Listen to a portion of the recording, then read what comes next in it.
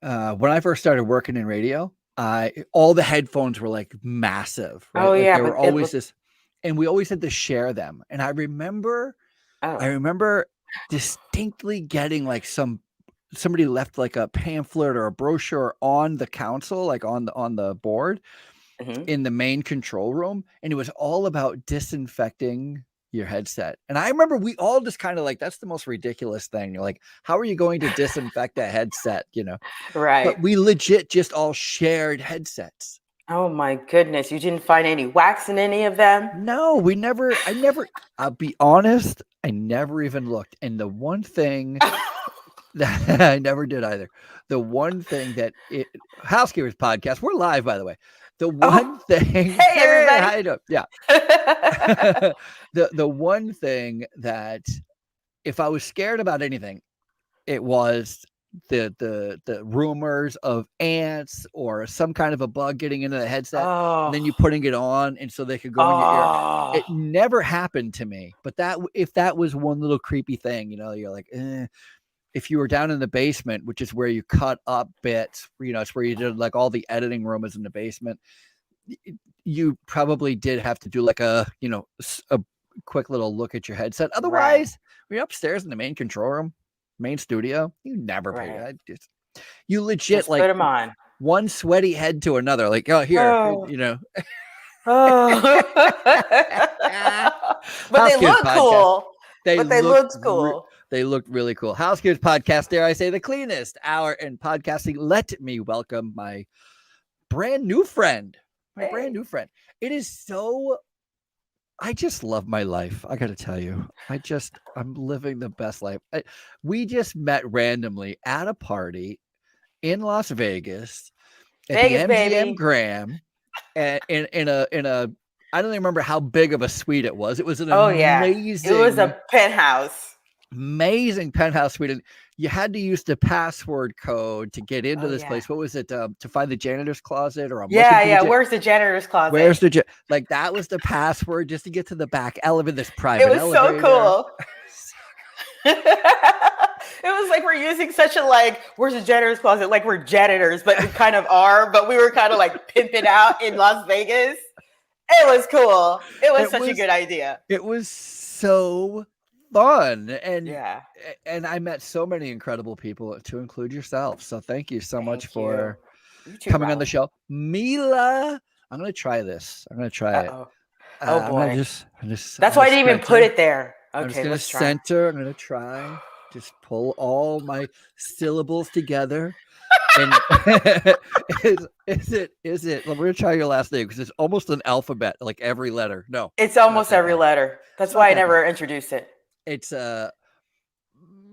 Bahamolski, Woo! Bahamolski, Bahamolski. It was close. Ah, Bahamolski. oh, that's the Bahamolski. There you go.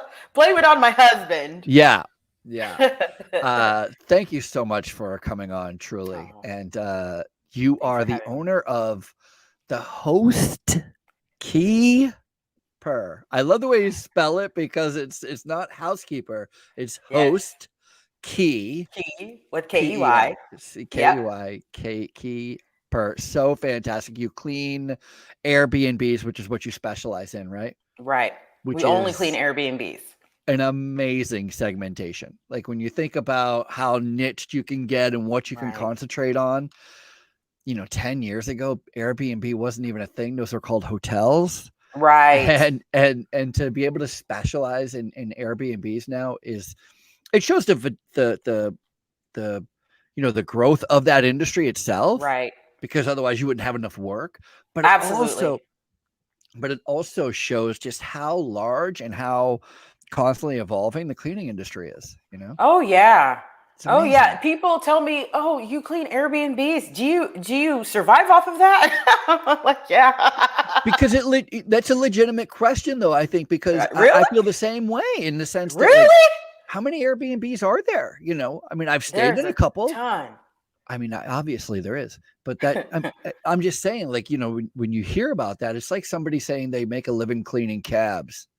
Like, okay, Yeah, right. you could, I guess. I have a friend. Absolutely.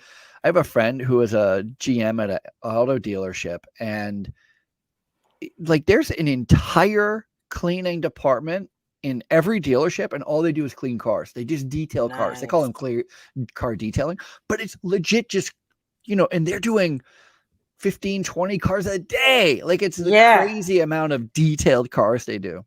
Absolutely. And I bet they're making a lot of money. Yeah. Yeah.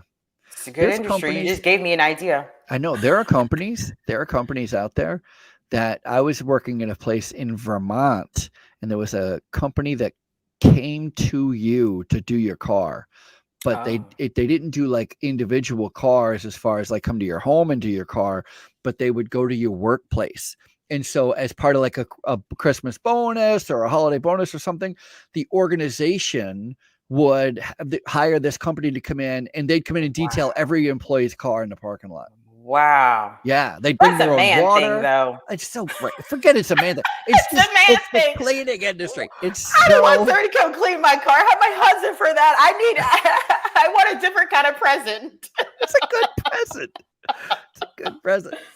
I gotta tell you, one of my favorite, every year there's the International Housekeeping Week or whatever. Yeah. One of my favorite gifts I've ever heard of, and I've only heard about it for a manager. I work in healthcare, and so I've heard it where business owners, nursing home owners would get this for their housekeeping manager. They'd hire a cleaner to clean their house. Oh, that's a good idea. That's a gift. That's a great gift. That's a fantastic idea. That's a great gift. Yeah. I would take it. Yeah. Super great. Forget the car, come to the house. I like the car detailing. I like going into work, coming out, my car's clean. It's washed, it's waxed, it's shiny. That's nice. It's a nice gift. It's a nice gift. The cars to get me to point A and point B, and that's it. I don't need to look cute in it. I just need to go. No, I hear. So you're in Houston. Is that accurate? You're in Texas? Correct. Yes. My wife and I are totally going to have to try to meet up with your husband and yourself. Please. My wife and I are coming to run a marathon in January.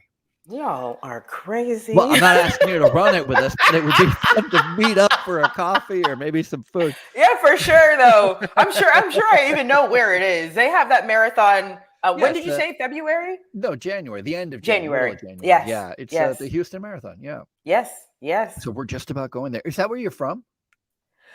It's hard to say where I'm from because like my dad was in the military. Oh. So I don't have any roots. Well, talk me through it. Where were you born? I was born in Fort Stewart, Georgia, but I couldn't have been there more than maybe 9 months. Oh, wow. Yeah, because or 18 months. 18 months later, my brother was born in Germany. Oh, wow. So okay. Yeah. So like, I don't know Georgia at all. My brother was born in Germany. And then we moved to New York, and then we moved to Oklahoma. And that's where I spent most of my childhood. Oh, Oklahoma. Yeah. In Lawton, Fort Sill, Oklahoma. Really? And where is that? North, south, east, west, somewhere? It's south. About 45 minutes from like Wichita Falls. Oh, okay. Yeah. Okay. From Texas border, about 45 minutes. Wow. Yeah, it's an army base. And so how old were you when you moved there? Oh, I probably was about maybe 5.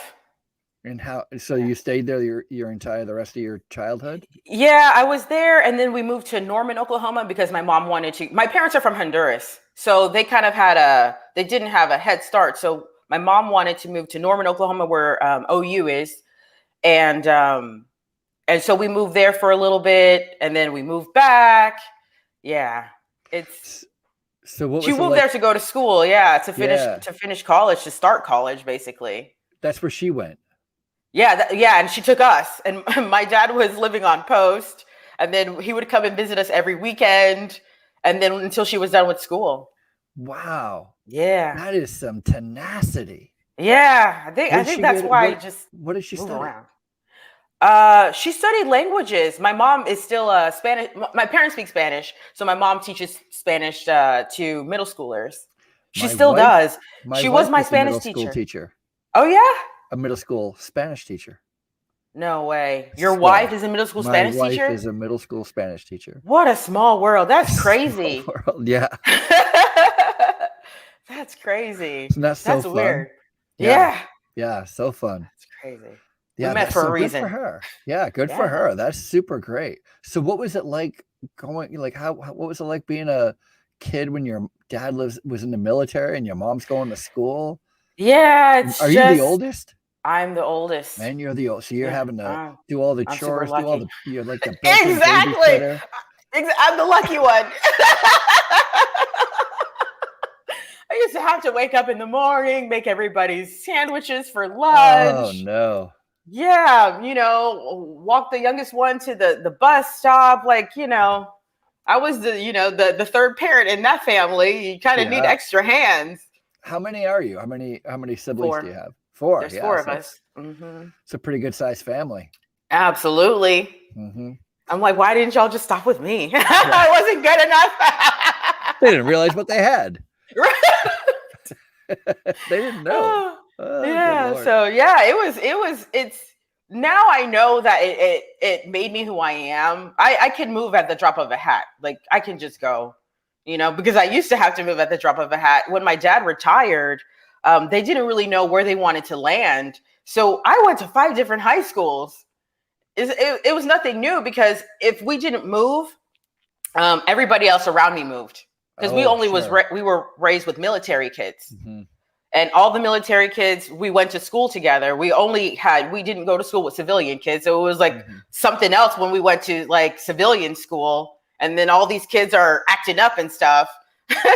But, we're just used to somebody's always leaving or you're leaving. So you get tough real quick. Yeah.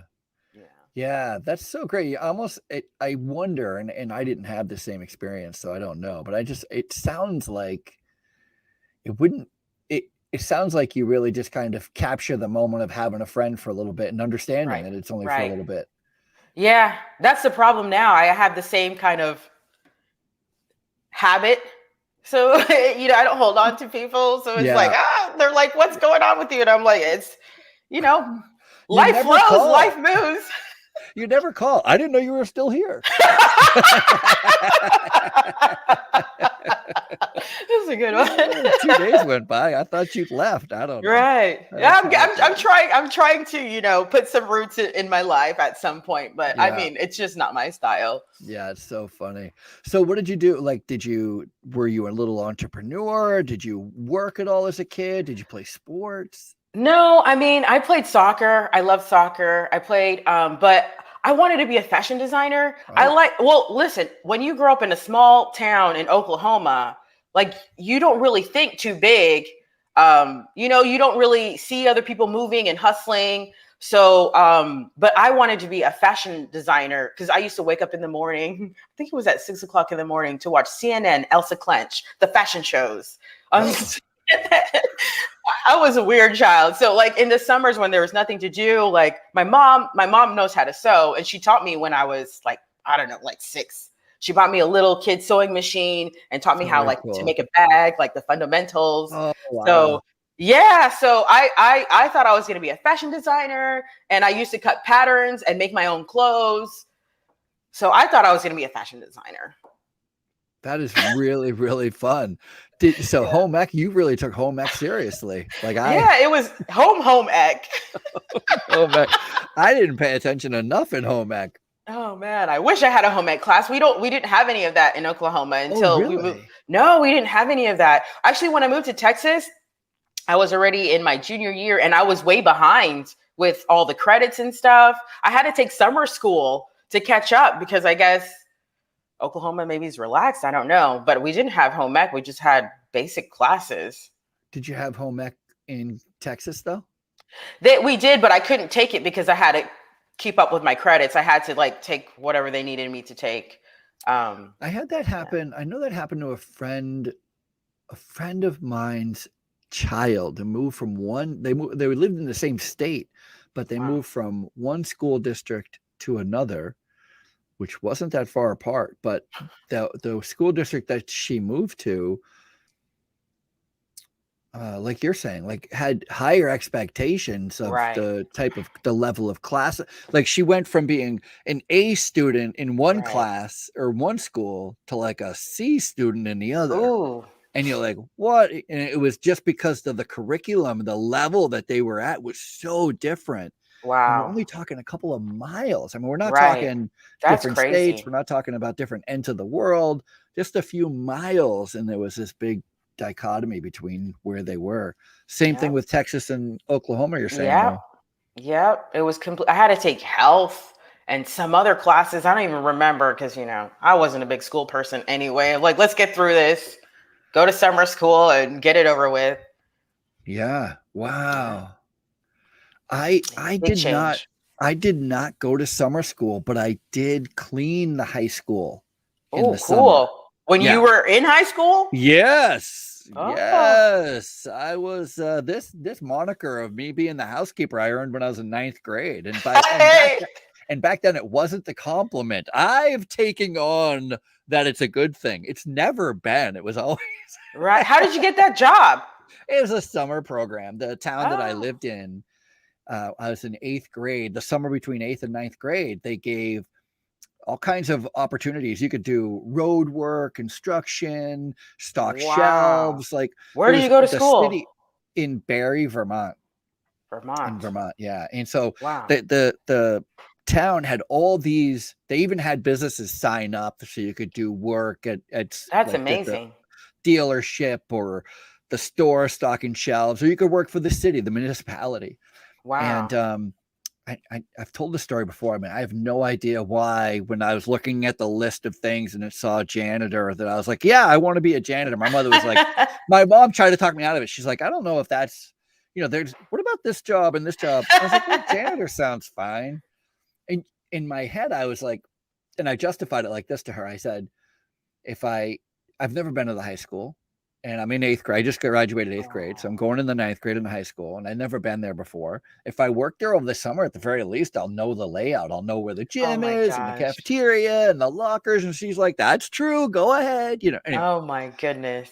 Yeah. So it just turned into this whole thing because then who did I know when I went to school? Like all the janitors. And that was very easy for the kids to pick up on and pick on me.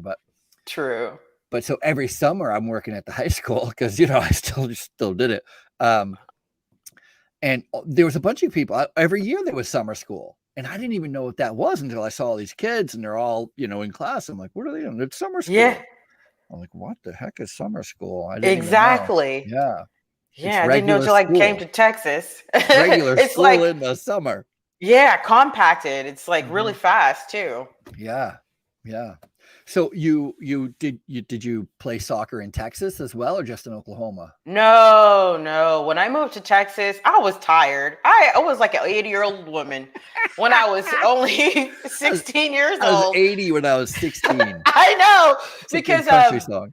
I used to run track too. But then when I got to Texas, the track teacher was like, hey, you got to come run track for us. And I'm just like, just another thing to do.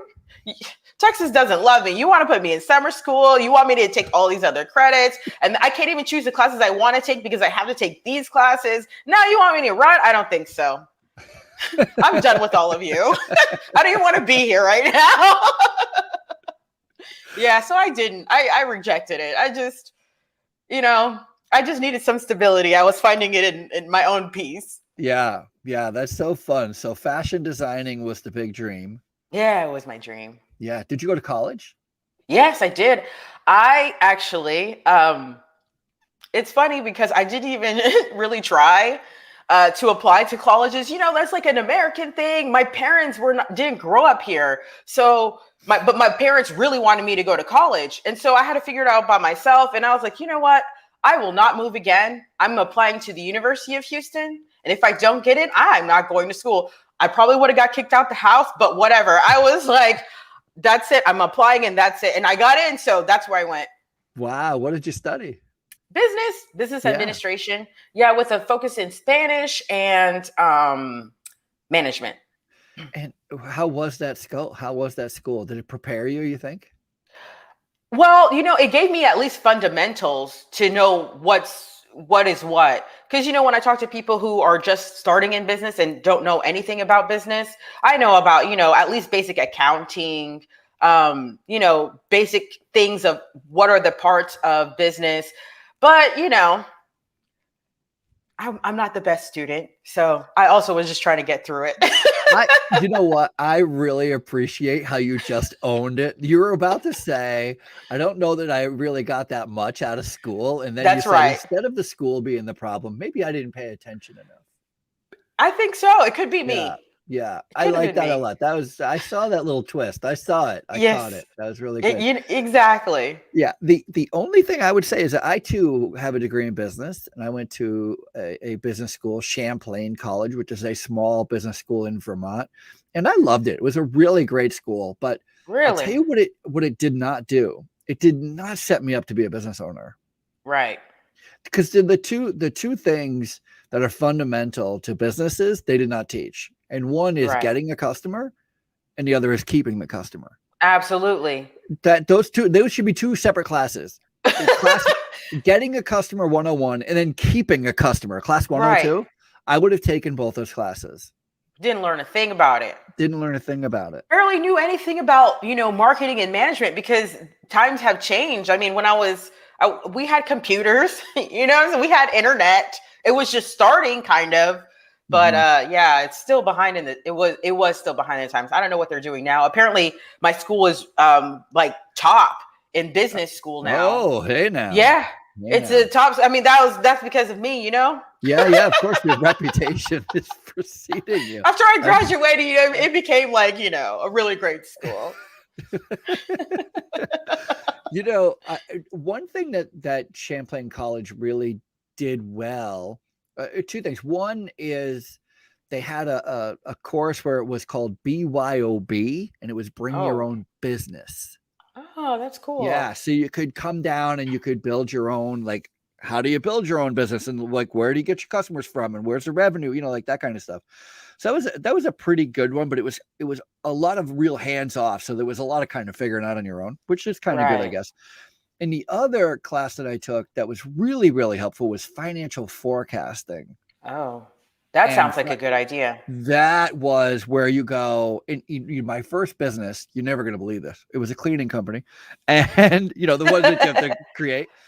And oh my God, when I was looking at my projections for the year, what I was really focusing on was the cost of supplies. Like, that's how much I didn't realize, right?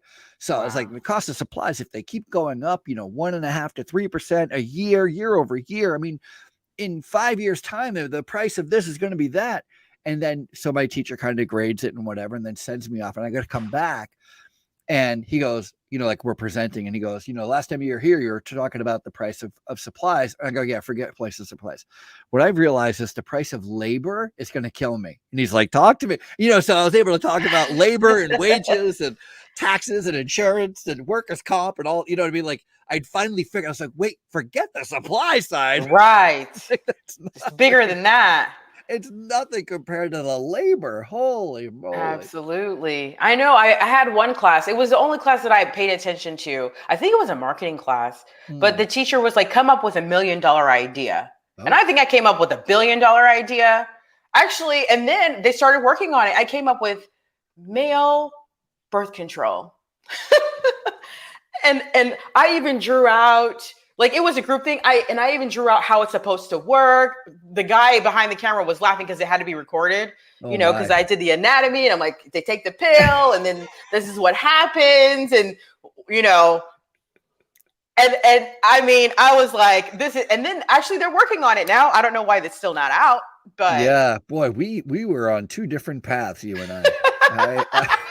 I also used to want to be an engineer, but I'm not really good at math and science at all, but figuring out things is my thing. I love it. Business is the best thing I can do about it. I was just going to say, I think if what you're really good at is figuring out things, then you're good at engineering. I mean, that's what engineers do. Yeah. They figure things out, solve problems, make it easier, make it doable. Absolutely. Right. So I'm a business engineer. Yeah, there you go. Keep in mind, Steve Jobs pulled out a phone and he said, wouldn't it be great if? And wouldn't it be great if this and that? And then engineers went and did it. He didn't do it. He was like, exactly. Wouldn't it be super great if I could talk on my watch? And engineers like, good Lord. Hey, all right, now you we're can. on the watch. Yeah, you can. was all engineers who were doing it. The big dreamer was Yeah. Steve Jobs, which is important. I'm not saying it's not Yes. important. Yes. So, what did you do getting out of college? Oh, when I got out of college, I my life is kind of funny. I decided while I was in college, I wanted to be in the FBI. All right, why not? Your It's dad's in the funny now, but military. at the time, I was such a serious young person, What so was I your wanted to what was be. your what was your dad's MOS? Do you know? I don't know what Military an occupant. What is M. his job? What was his job Oh, in the he was military? artillery. Artillery. So he was an Yes. officer or no? He wasn't an officer, but he moved high up in the ranks. He was a sharpshooter. Oh wow. He's Okay. yeah, and he's what is that classification? I forgot. I'm not good at Yeah. it. If he was here, he'd Army, tell you. right? Yeah. Army. Yeah. Yeah. He was in the army. He Okay. was in the army. Okay. So anyway, you see, you kind of grew up with a bunch of very Right. law enforcement aware Right. kids anyway. So it's Absolutely. not that Actually, far to that's very stretch. true. It's not that I far went to to my stretch. 20-year reunion and and I didn't even I only went to that school for 1 year, but they invited me, so I went in Oklahoma. And almost everybody went into law, like either they're cops or went to the military. Everybody. I was like, wow, it's It's crazy. infectious. Military is infectious. Yes. But I mean, it was a nice little life, you don't really have to worry. You get housed, you get insurance. Um, I mean, the it's just, small worry is when war breaks out and people are trying to kill you. I mean, there's a oh my little God. worry. There's a Yeah, tiny. absolutely. I mean, it's not Even like as a kid, yeah, it was extremely stressful. My dad had to leave twice for a year at a time. And yeah. he even wrote me letters. I was literally 5. Take care of the family, take care of your brothers and sisters. And I'm just like, at the time it's like, okay, yeah, but like my mom kept them. If you read them as an adult, it's like, I was 5 years old. Yeah. How are you gonna write me a letter Yeah. to take care of the family? But it was Yeah. very stressful when your dad leaves and you see those videos about kids just crying when they see their parents. Like it was like that. It's so emotional. Mm. And when they leave, you worry that they're not going to come back. There's not FaceTime, there's barely phone calls. It's extremely scary time. So yeah, stressful. Yeah. I was in the Marine Corps, and I remember going to work on a Monday and finding out when you get there that we're going to the field, and they'd be That's like, "Hey, we're going to crazy. go do an exercise in the field," and you wouldn't have time to call home. So you didn't tell anybody, like call your wife, your girlfriend, like, oh, probably back later. 3 weeks later, you're finally coming. That's how it happened. Like you'd be gone for 3 Oh weeks, a month. no. And the worst part is you'd only be a couple of miles away from Oh my civilization, but it may as well be a million because there was no cell phones. There was no such thing, You're just out in the woods, shooting things and running around, Yep, pretending to be chased. So that's I right. totally appreciate it. I know what you're talking about. I know what you mean. Yeah, it was crazy. But going Yeah. back, I mean, I ended up getting a job as an auditor for Waste Management, the garbage company. Wow. Yeah, I didn't get it because I was smart or anything. I got it actually. I went to a career fair, and the vice president of audit, uh, she saw my resume and she's like, "Oh, I'm sorry, we're looking for people who are accountants in finance, like not business." I'm like, "Oh, okay." And I don't know why she brought it up, but she started talking about FBI, and I'm like, "Oh my God!" I took the first test to get in. They allowed me to take the first test because I speak Spanish fluently. They need people who know languages because my degree wasn't good enough either. And so I took the first test. I know I bombed it because the math part, it's just like, it doesn't register. Just forget about it. And she's like, wow, like if you really want to, if you want to be in the FBI, like let's talk about it. And so we talked, we met back at the school, had a coffee, and she's like, you know what? I think this position will help you get there. And she basically gave me the position because when we went to do the interview, we were in the room just like shooting the shit. It was so nice. Yeah. We So were you'd already talking had about it. the position. Yeah, it was great. Wow. Yeah, so that's how they gave me the position, and And that's so how I. what does a auditor do in this situation? What are you auditing? We're internal audit. So at the time, what was that? Dang, I wish I got my facts in check. You know, when there was Enron. Enron. Do you remember Sure, Enron? sure. Where they're like stealing money from the company. So basically, we internal audit. We go to different business units. So basically, different landfills and the business units where they have the trucks. And we do audits. We do audits on the truck, make sure that whenever they get weighed, we have to look at the data to see that they weren't overweight, because it's overweight, then it's dangerous on the streets. We looked at their financials, make sure everything looks good. I love fraud. I mean, I love to find fraud. So that was my main focus. It's like, oh, this person has a company credit card and they get petty cash. Like, what's going on there? Oh. What do they spend their money on? Like, let's see what they spend their money on. You know, where are the receipts? Exactly. We're missing a receipt here. Basically, we annoy the crap out of them, just like that. We don't have receipts. We annoy the crap out of them. They hated to see us when we walk through the door. They're like, oh, the auditors are here going to ask us a bunch of questions and go through our money. I worked for a company that if you spent any money, and I had a company credit card, any money on that credit card, you had to have a receipt. And then I left that company and went to work for another company, and they were like, anything under $200, you don't have to have a receipt for. Wow. I was like, what? I know, right? It was just ripe for nefarious spending. Exactly. Truthfully. Yeah. You guys needed auditors, internal auditors. Yeah. Anyway, so how long did you do that for? 3 years. And then they fired me. Oy vey, what happened? I know. That's a great question. I have no idea. How many times have you been fired? Oh, just that one time. No, that's because it? Let me tell you something. I learned my lesson once. You know, maybe I wasn't all in it. You know, I don't love corporate America and the club type thing that they try to play, and like, oh, why don't you invite everybody to lunch? Why do you only go to lunch? Like, what? Who cares? You don't even pay me for lunch.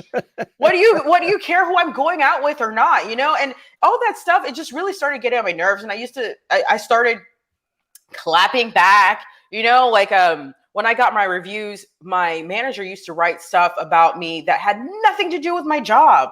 You know, it was like, oh, she doesn't have dinner with us, or. Because we would travel every Monday, every Friday. We come back every Friday. So we'd always be together. And I hated it. Like, these are not the most interesting people in the world. Sorry, y'all. You know, and it had nothing to do with my work. And so I was like, I'm not signing this. It had nothing to do with it. You need to go and change it. So I gave her a hard time. And that's kind of like, that's when it started going down from there. But, you know, at the same time, it was interesting because I wasn't really in it. And on my spare time, I would work on my business plan. Because after that, like after I got fired, like 3 months later, I opened my bridal store. I was selling consignment wedding dresses. Really? Yeah, like my ex coworkers were like, "What just happened here? Like, how do you open a bridal store like 2-3 months later?" And I was like, "I've been working on it." And I was afraid to do it. But once you fire me, that's kind of like, you're not a part of the club anymore. You don't belong here. And I'm like, you know what? I don't belong here. Let me go do my own thing. Because, you know, my parents, you know, you're supposed to go to college, get a good job. And, you know, and that's how it's supposed to be. And that's supposed to be the safe way. But I thought it was not the safe route at all. It's not safe at all. They can fire you at the drop of a hat with no reason. And in Texas, you can fire anybody for you don't have to give a reason. Yeah, no fault termination. That's right. So talk to me about this bridal. So what is it like? Is it a consignment or a rental? Yes. You know, when I come up with an idea, I want to do something that nobody's doing, but that's not always a good thing. But I read somewhere that in Asia, they rent their wedding dresses and they rent their bridal dresses, you know, bridesmaid dresses. I was like, you know what, maybe let's try that. And it was cool because I found a space in an awesome little boutique-y part of town. And the lady didn't charge me that much for rent. I think it was like $800, something like that. And it was just like, it was converted apartments into a boutique. And so I found it. I'm like, okay, this is it. I saved some money. I don't like to spend money. So I saved money working at waste management. And I would call bridal stores around the area and say, hey, okay, that's one way. And say, hey, I know you probably have a bunch of samples in the back, old styles that are 2, 3, 4 years old that they just keep in the back and nobody gets to see because they only bring out the new season. And I was like, just bring it to my store or I'll go pick it up and I'll sell it for you. And then we'll do a split. I think it was like 70-30 or 60-40. I can't even remember at the time. I still have like old contracts. And if I didn't sell it within like 3 months, I'd give it back and we'll renew the contract. And how many people were like, get out of here, that's a crazy idea, as opposed to nobody.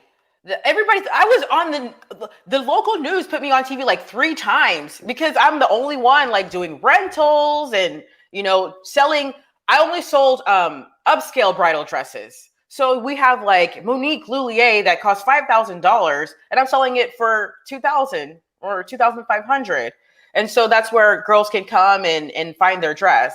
But it wasn't that successful at all. Let me ask you a question. Texas girls. Oh, go ahead. Let me ask you a question.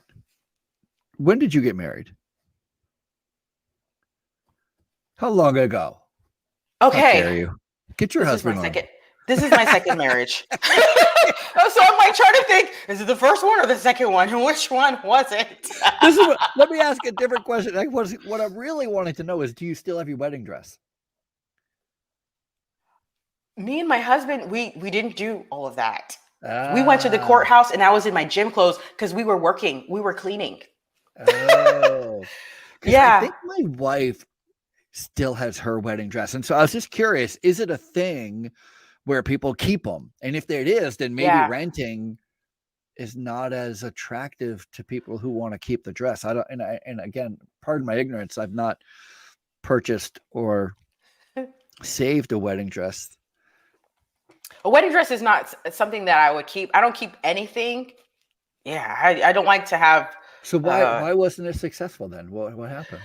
Because after I did my research, like after I already opened the store and everything, when you do the research, Texas young ladies who are getting married would rather spend an average of $1,200 on their own dress, whether it's designer or it's not designer, as it's their own. Because it's, we're in the South. It's a whole different kind of thing than what they do in Asia or what they do up north, what they do in New York. In New York, I've heard that they were renting, and even that in that time, I was watching Shark Tank, and this girl came on there doing the same thing. I'm like, that's what I'm trying to do, but it didn't work here. Okay. Yeah. Okay. So, but it was easy to get dresses. Yeah. So maybe down there, people did want to keep their dress. Right. They did want to. Perhaps. Yeah. Perhaps. Yes. Because I know here, it's common to rent ball gowns for what is it when you're in high school? What are those things called? Is it a cotillion? Whatever. The no, are you talking about the prom? Prom, thank you. So I don't know. I shouldn't have forgotten that word. But it's common to rent prom dresses. Really? Here. Yeah, everybody rents prom dresses around here. No, not here. Yeah. They buy them there. Yeah, they buy them. They want to wear, something their own and flashy. Yeah. It just didn't work here. Yeah. So I did that for 2 years. Oh, wow. So it worked. I learned a lot. Yeah. Well, it worked a little bit. Yeah. Yeah. I learned a lot. I learned a whole lot about business when I did that. Yeah. And, then you get some muscles for, trying to start another business. But after that, actually, I was going through a divorce, and seeing happy brides come through the door was annoying at a certain point. He's like, I'm getting married. And I'm like, oh my God, are you sure you want to do this? Like, I'm not sure. Like, Yeah, you're talking your customers right out of being customers. Yeah, so I was like, I got to shut this down. I shut it down. I just shut everything down. And I packed my stuff and I moved to South Korea. And I stayed there for a year and a half. What? What did you do in South Korea? So I had a friend, and she knew what I was going through, and she's like, "You're going through a lot." And she just had a baby, and her husband's her husband, Houston is oil and gas, so the oil and gas guys go all around the world. So she was there for they were building rigs. So he was an engineer in building rigs in South Korea, in an island called Goje, South Korea. And she's like, come visit me. You know, I just had a baby. I'm always alone because he's working from like 7 to 7. And so I went and I hung out with her. And on the 4th day, this Korean lady who used to live in Houston, she had a bar. She just turned her restaurant into a bar. And I thought it was like a lady having her own bar. I was like, badass. And she was like, come work for me. You speak good English and all the Western guys come to the bar. And I was like, 4 days later. And I'm like, sure. So it's perfect. Like from 5 p.m. until 2 p.m. I'm working with her every day, drinking. Cause you know, it's not like America. She's like, if the guys buy you a drink, you can drink it. Go ahead and drink it. She's like, they're spending money. Okay. It was a good old time. It was like Cheers in there. It was a good old time. But then after a while, I actually became a teacher. Yeah, I know. Then after maybe teaching English. English, sure.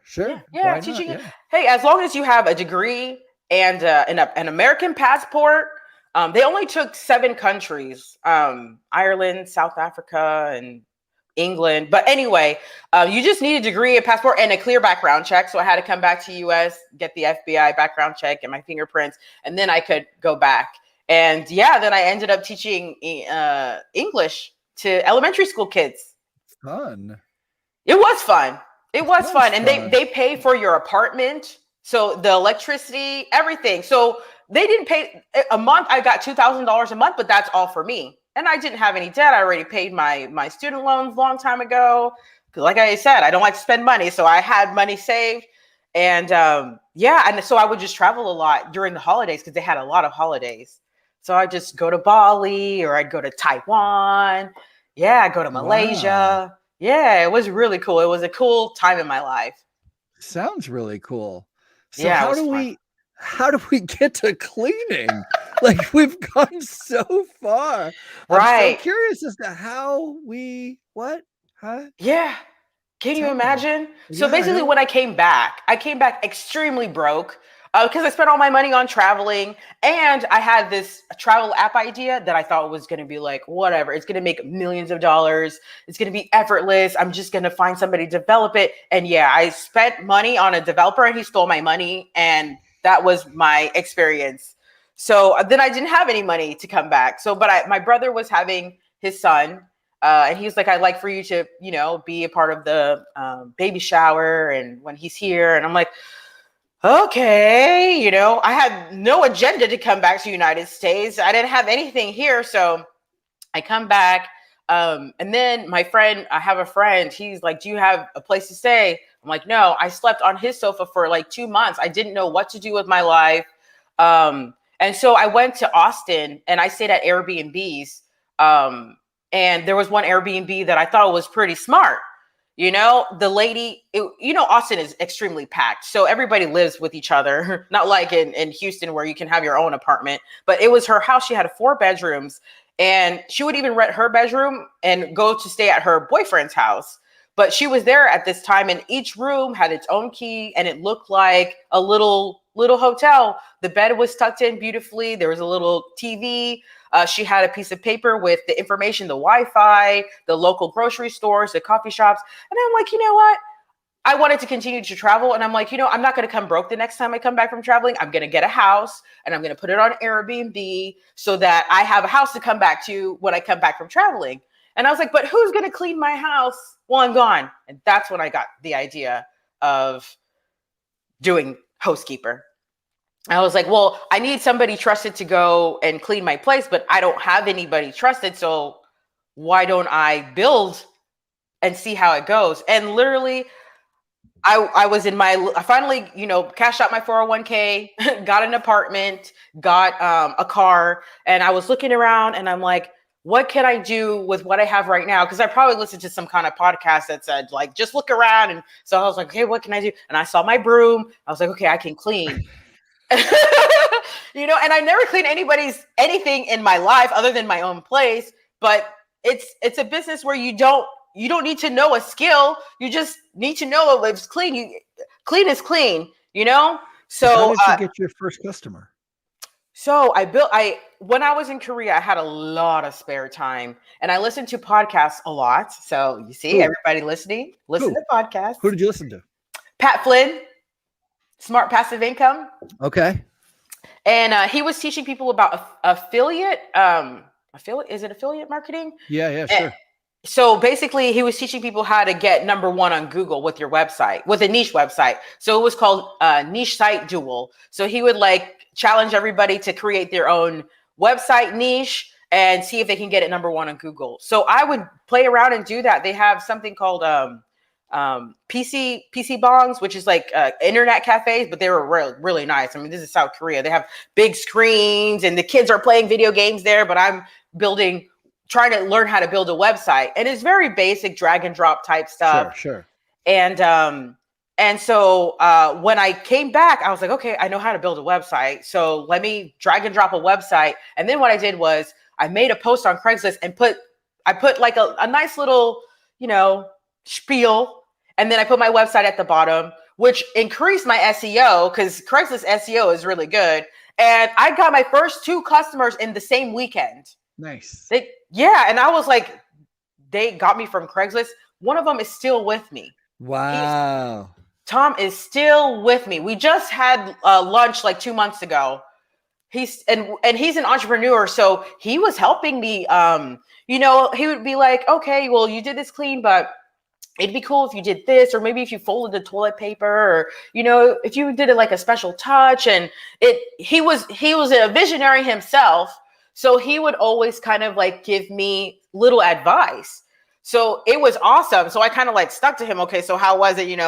Make sure you leave all the doors open so that it feels welcoming. He knew all the little, because he'd already been doing it for a while. And so I was cleaning for him. And then little by little, people find my website because I got number one on Google. Still there. If you Google Airbnb cleaning Houston, I'll be number one. And so that's how I little by little started. And fast forward, we're doing like 800, 900 cleans this year, every month. Wow. Yeah. That is so fun. And Yeah. I love how, because it's one of the questions that I really enjoy finding out from people is, how do you let people know you are there? Right? From a cleaning company point of view, how do you, like my wife, I tell a story all the time. We have a cleaner, and every time she's here, my wife comes home from school, and my wife's on a mission. Right. Was she here today? And she's looking for evidence. You know what I mean? So She's like, cool. oh no, she was here. She did that. Okay. You know what I mean? Like, Absolutely. And that's so top of mind to me because, being in the cleaning industry, especially with COVID, right. It's important to not just be doing a good job in cleaning areas. And what's really important for us now is to be known that we were here, to be That's seen. Right. So That's people right. want to know, they want that assurance, Absolutely. Yeah. So that there was some special care to it. Absolutely. Yeah. So do you have like a one thing that you do that everybody, like your signature, this is how you know we were here kind of thing? You kind of know. I don't want to kind of know. I'm asking if you're specific, if you're intentional. We're not specific. We're not specific, but when you go into the bathroom and you see the toilet paper folded, or when you go into the bedroom and everything is nice and tucked in. I mean, some people don't like it tucked in, but for me, it's not made unless it's looks like a present. Yeah, military corners. That's right. I can't believe you'd be interested. I'm only kidding. Growing up military. I can't believe you'd be interested in military corners. That's not true. Yeah. My dad used to line us up and like, dress by dress. Yeah.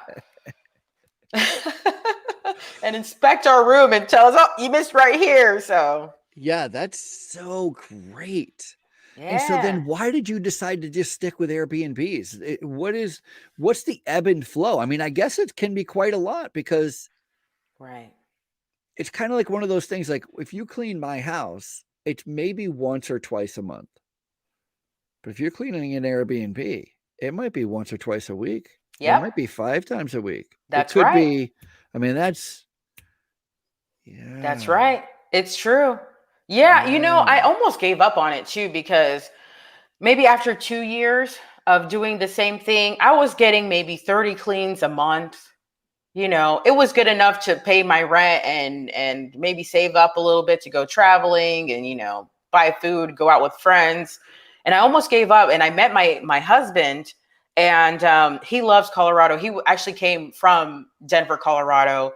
And then he was working for Xfinity doing cable. And when we had the flood with Harvey, they sent these guys out because they were paying them more. And that's how I ended up meeting him. Wow. And he's like, yeah. So they were like, he's like, oh, I want to go back to Denver. And I'm like, I don't like the cold, but it was the summer. And I was like, okay, let's try it out. So we get an apartment, but lo and behold, and plus I thought I was going to get more business in Denver because it is a more busy place when it comes to tourism. So you were keeping your business open. You were just expanding. Right. I was expanding with a little bit of no hope, just thinking, let's just keep it going. 30 cleans a month. I only need my 2 ladies and then that's it. Mm-hmm. So I get the end of that first week we were there, I get a call from a company. They don't exist anymore, but they were called Lyric. And they said, hey, we have 13 units. Do you think you'd be able to take care of them? And I'm like, yes. And they did like an interview thing with me and everything. How many people do you have on? Where were they? Were they in back Houston? In Houston? Yeah, in Houston. Yeah. They were back in Houston. And so literally I only had 2 ladies with me. But I told them, yeah, I have like 13 people and blah, blah, blah. I just lied. Atta girl. Because I knew I could do it no matter what. And so I get there and they had an emergency because the last cleaners did such a horrible job. And they gave me 6 units immediately. And then they're like, oh, they were going to try to use both of us. But the guy called at the end of the night. He's like, you know what? I'm just going to use you. The other ones are going to be out. And I'm like, okay, great. So we did such a great job. And by the end of that month, they gave us 20. And then they said the next month, they gave us another 20. So I'm doing 40 in Houston in 2 months. And then I like plus the 30 you were doing before. The 30 a month. 30 a month you were doing. Okay. Yeah. So what is this place that you're cleaning for now? That's Lyric. What'd you say it was called? Lyrica? Lyric. Actually they did something called rental arbitrage, is when you rent an apartment, but then you rent it out on Airbnb. So they would rent the whole floor in an apartment building where regular people lived. Oh, okay. And then they rent the whole thing out there. So it's still Airbnb. Okay. Right. That's what I was trying to figure out. Okay. Yeah. It's Airbnb. They just kind of made it more corporate. Got it. Yeah. So by the end of 2 months, I have 40 units. And then they're like, hey, I heard you're in Austin. I'm like, I'm not in Austin, but I can be in Austin. So I told him, give me one day to talk about it. And I talked to my husband about it because I had to keep going back and forth. I would set up a team and then go back to Colorado, set up a team. And I was like, you know what? I'm so sorry. Like, I know we're trying to like develop this relationship, but I talked to you about this before because I was, after getting a divorce before, I'm like focused on myself and on my business. And I didn't really want to date anyways. So I'm like, I told you that like my business is first. So I'm and he's like, you know what? I'm going to quit my job and help you. Because he just saw that I was getting busy. And I'm like, I didn't want him to work for me because I wanted to be a self-made woman. I wanted to do everything by myself until I was like super rich. And then, and then he could come in. But no, he does what he wants to do. So he quit and he helped me out a lot. Actually helped me structure the business. And yeah, then after once he helped me structure the business, I mean, I didn't even get the LLC yet. He's like, you need to get an LLC. You did all this without an LLC? Yeah, I did 2 years without an LLC. Yeah, why not? Yeah, because I didn't think it was going to be anything. Yeah. But then I kept getting calls. So I'm in Austin, I'm in Houston, and then they called me for Dallas. I'm like, okay, that's a little bit too much. I mean, I couldn't take it. It was just too much going on. I always regret it though. But then, can you do Dallas? And so that's how it kind of goes on even now. We're in Houston, Dallas, and Austin and San Antonio. And we work with a company now in Houston, and I met the manager and he's like, man, you guys are A1. You guys are great. He's like, I'm going to tell everybody about you. His San Diego team called me and like, hey, they sent me an email. Can you help us out? And I'm like, they have 78 units. So it's just like, it's a busy place. It's a busy place to do Airbnbs. I'm telling you, we're doing, I mean, minimum 600 a month. Wow. Yeah, it's crazy over here. Good for So you. we're trying to still grow and everything. I'm soft opening in Atlanta. Wow, you're going Yeah, to Atlanta. I can't stop. I Wow. can't stop. So It's great. unstoppable. I'm Yeah. so impressed by your story. It's Oh so man. impressive. So Thank you. It was great. just a little idea. Just a little tiny idea that lived in my head.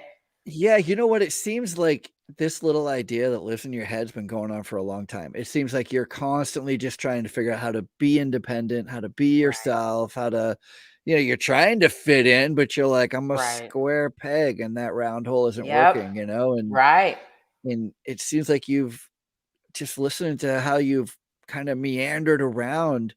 I Yeah. think I think it's clear that you just had this entrepreneurial, I'm going to do it myself, not Yeah. rely on anybody kind of Yep. spirit in the back of your being.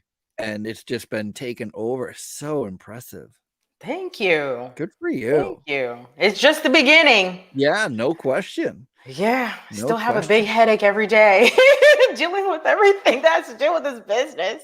Yeah. Owning, owning a business is, Yeah. Especially it's, cleaning, any kind of yeah. cleaning business. Yeah, it's a challenge, but I don't have to tell you, the whole that Eastern philosophy, that both that yin and that yang, there is no pleasure without that pain point. I don't know that Right. I don't know that I'm making it any better, but But to say it's like, true. but it's true. I mean, you can't Yep. you can't have good days if you didn't have something to measure them against. And so Absolutely. even though we struggle, even though it is difficult, Yes. it Yes. is, what, it's hard to be an employee. Yeah. It's I hard think that's not the to own worst. anything. It's hard Oh, not to own anything. It's right. hard not to be in control. I mean, it's Right. hard. It's hard to own. It's hard to be in control. It's hard to be the boss, Right. but it's just as equally hard to not be the boss. Right. So, Right. Absolutely. Because I'm trying to structure this business so that everybody's their own boss. I'm my own boss. I want everybody to be their own boss, from the cleaners. Okay, you have your assignment, but it's flexible. You go in when you go in, and the same thing with managers. And I'm just now interviewing people to be managers. Because I wow. used to go drive and hire people, and I'm Mhm. like, this is not scalable if I want to be That's right. everywhere. That's right. So I'm just now learning that. Yeah. And so when I do interviews, when I tell them, you're basically your own entrepreneur, you're running your own little business in the city, and they're like, it's almost like, you're not going to tell me what to do all the time. People are uncomfortable with that sometimes. And I'm Well, it's like, I think because this is the greatest opportunity. I know. They're so funny. There are people you meet and you're like, all right, so you don't have to check in anymore. Just go get your work done. And they're like, Right. yeah, it's about time. And then there's Right. others like, no. Yeah. I need to call. I need to make sure I'm doing it right. I need, and so We're all different. we're all different. We're all God's children. That's right. We're all God's children. That's right. But So I'm trying to fun. find the God's children who are independent workers. So if I had an Airbnb and I'm thinking about opening an Airbnb, I wonder, are you a good resource? Like, hey, I'm thinking about opening an Airbnb. Could we give you a call and say, Absolutely. hey, we're thinking about it. Absolutely. Could you give us I remember when I worked in radio, I remember the sales director would spend half her day just explaining to people what it meant to take a radio ad out. And I always thought, Wow. what a weird thing, but she's like, Right. nobody knows what it's like to, how do you produce it, and whether they're going to read it or if we're going to read it, are they going to perform it, or what does it cost to have upper level talent do it as opposed to lower level talent do it, and what Right. time is it going to air, and is it going to be a 30-second or a 45-second or a 60-second, and where's it going to go, like all of these things you wouldn't think of. Yes. And she knew all of it. And at the end of the day, all she was trying to do is get you to say yes. Like all she was trying to do is sell you an ad. But there's an education piece that most people just didn't know. Absolutely. I just So wrote that down. I didn't, because I'm in it, and I don't think that people need to. But sometimes people do call and say, "Hey, I'm about to start an Airbnb. What should I do?" And it's true. A lot of people don't know what, especially on the cleaning is probably half the battle. It's not just getting guests into it. It's the cleaners who have to make it ready and make it ready on time, make it, feel welcoming. Yep. It's a business. So a lot of people ask, and even sometimes I'll get clients and they just start an Airbnb and they have no idea what we need. And so I'm just like, do you have this? Do you do this? Do you this? And they're like, oh yeah, thanks for all that. And it's like, for me, nothing, but I think Airbnb cleaners need to set up, their hosts for success too, so that they are successful at what they need to do. 1,000,000%. Imagine a world not very far in the future where when people research how to start an Airbnb, you come up. Yeah. I mean, and what you're coming up is, these are, Mila's 5 tips to opening an Airbnb, or these are the 10 things you don't want to mistake. And what are you talking about? You're talking about cleaning. You're talking about opening doors. You're talking about creating a welcome environment, right? You're talking about all the things that we do, but you're talking to people who are interested in starting their own. And so then it becomes a no-brainer. Absolutely. They hire you. I'm getting there. I'm getting there. Actually, I've built some courses to teach people how to start an Airbnb cleaning company, because it is not easy. And there is a lot of things that I had to learn, along the way. And yeah, it could be part of it. And I used to even do, co-hosting, which is like kind of managing somebody else's Airbnb. I know the whole thing. Sure. I probably should at least have a blog or something. You look great on video. Oh, well, thank you. I think you talk really well. You've got a fabulous microphone now. See what we've done for you. We've forced you to purchase a fabulous microphone. I did for this podcast. That's right. You sound great. We got to start you a YouTube channel. That's what we need to do. Oh my gosh. You don't know how long I've been battling that I need to start a YouTube channel, and convincing myself how I don't need to do a YouTube channel. Stop it. Just do it. I think I need. I'm like, what am I going to talk about? Like, this is boring. But it's not boring to me, and apparently it's not boring to other people. I have a podcast that interviews cleaning business people. It's kind of true, but that's interesting too. Let me tell you, it's popular. All right, a lot of people are interested in what you have to say and what other cleaning business owners have to say, and what other cleaning business. I interview a lot of managers. Yeah, because it's interesting. Because we have a lot to tell you. We have a lot to teach. We have a lot to say. We have a lot to give. So we're all givers. Cleaning business people are, I think, they're the most interesting entrepreneurs I've ever met. Yeah. Super interesting. Yeah. Yeah. I go on Clubhouse. I talk on Clubhouse sometimes and meet other, Clubhouse cleaners. Is good too. Clubhouse is good too. Yeah. Clubhouse, I could just be on my cell phone with, no makeup, no hair. And just but I should do YouTube. But, we're just some interesting. And when we went to that. I want to invite you to consider that we change that language. Okay. I'm going to. Not I should. Not I could. Not someday. Listen, when I commit. So that's why I'm afraid to say it, because if I say it, then it's it. And look, I'm on live and everything. Everybody's going to hear me. Well, I would invite you to consider expanding a little bit more of your reach and your magic into this Airbnb space, because I see that you have an awful lot more that you can give to the community, and the more you give, it's only going to come back to you in truckloads. You won't be able to build a big enough driveway and parking lot to park all the truckloads full of stuff people are wanting to give back to you. If you just open your heart and give more about all your understanding and all the things that you know about this industry, I think you'd be a real big help. You're amazing, Ralph. Well, nice of you to say. You're amazing, because if it's coming out of your mouth, it has to be true. So it's something I definitely now need to pay attention to. If you're going to take the time to say that to me. I think that's extremely special because you don't have to say that, and you don't have to butter me up. But I have nothing to butter you up for. That's right. That's right. Nothing So to butter you up for. when people have an idea, sometimes you need to pay attention to, because they see something in you that you don't see in yourself, and sometimes you just need to trust it. So I'm definitely gonna marinate on that, and hopefully not too long. And I'm gonna do it. I'm gonna do it. At least, put it out there. And if it's not successful, whatever. At least I did it, right? That's right. And careful how you base success. Right. Successful could just be the act of you doing it. Right. Right. I mean, that's it.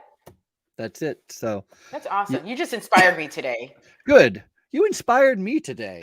I absolutely love your business. I love your whole story and how you got here. And I'm telling you, my wife and I are going to track you and your husband down. Yes, and, please. Snag you for coffee when we're in Houston next month. So. And I think I know where you're going to run. And there's a really good place near there. I love it. It's like a hole in the wall, but it's fantastic. Excellent. And I love their coffee. It's like a cinnamon type coffee. I don't know if you like cinnamon. I do like cinnamon coffee. It's a Mexican type coffee. It's the best. I think the best coffee in that I've ever tasted. So we got to go there. Everything about this.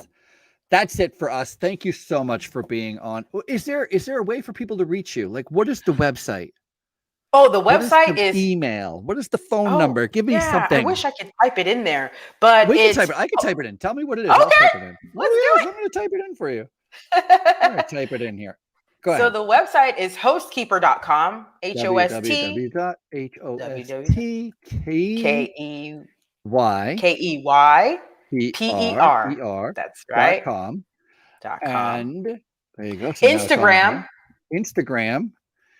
I am Mila the Housekeeper on Instagram. The with THEE. It's at Mila.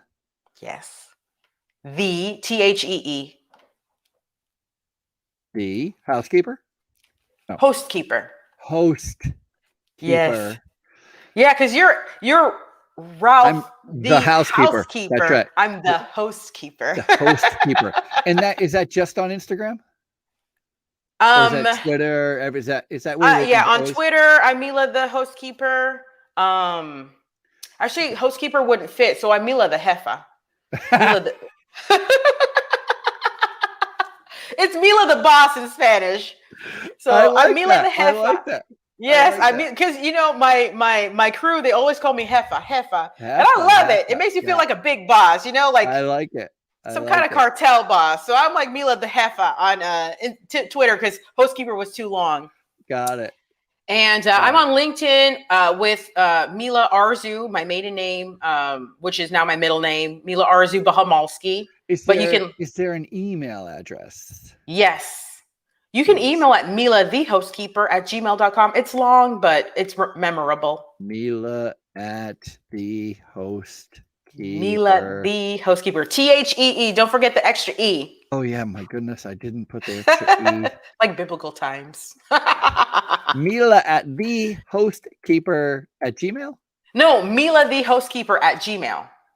Mila the Housekeeper at Gmail. I was right, at Gmail. Yeah, you've emailed me there. At gmail.com for all Air B&B cleaning needs. Yes. That's right. I know it all. Not really. Okay, so that's it for us. Thank you so much for joining us. Mila, don't go anywhere. Everyone else, I will see you all at